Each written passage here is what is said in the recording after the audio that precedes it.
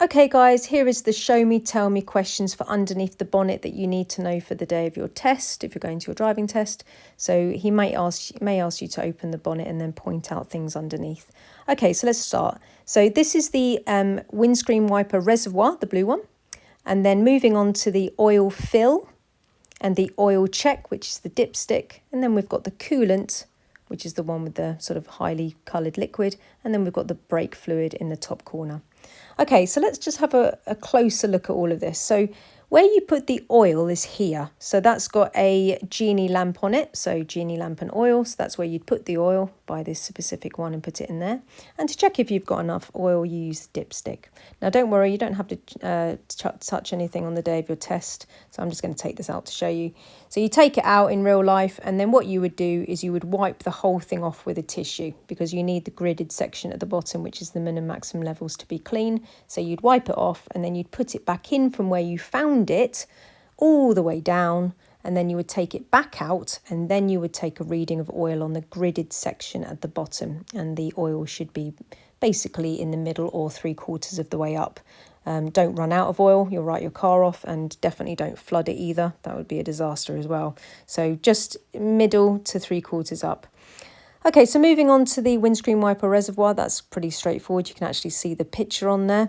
I've been told to use water in the summer and use the bubbles in the winter, because it's got antifreeze. Some of them have got antifreeze properties in it. So in the summer, just use water to save money. And then moving over to the coolant. Never open this when it's hot. It's even got a danger mark on there. Don't open it when it's hot. It acts like a kettle. It will burn your hand. You've got minimum maximum levels on the side. And when you buy it from the shop, you can buy it pre-mixed with distilled water, or you can buy it concentrate and then buy the distilled water, mix it 50-50 and just bung it in there. But yeah, never open it when it's hot.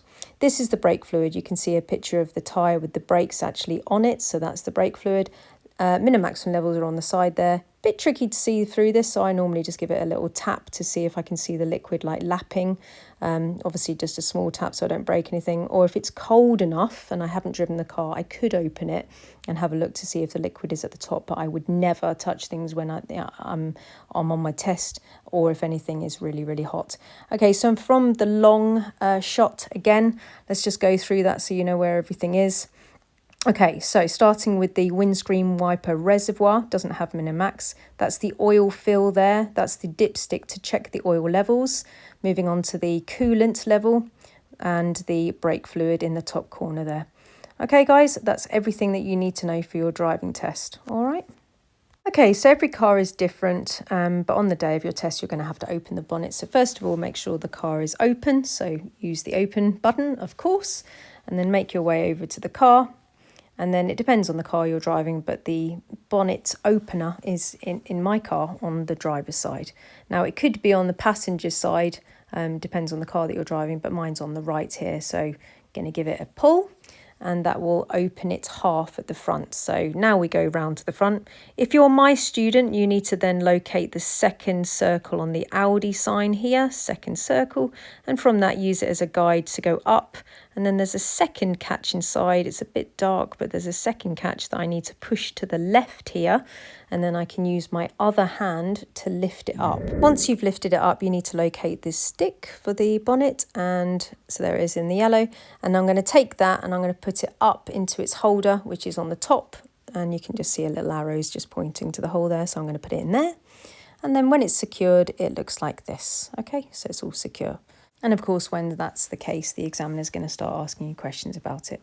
So to put it down, you take the stick and you put it back into the holder where it came from. Just make sure it really is in there properly. And then my bonnet likes to be taken to a sensible height and then drop shut. All the other cars that I've ever had like a push shut method. So you just rest it down to the bottom and then you push shut with both hands. But this car, it doesn't like that. It always tells me that the bonnet is left open. So take it to a sensible height and drop it shut. All right, guys, hope that helps.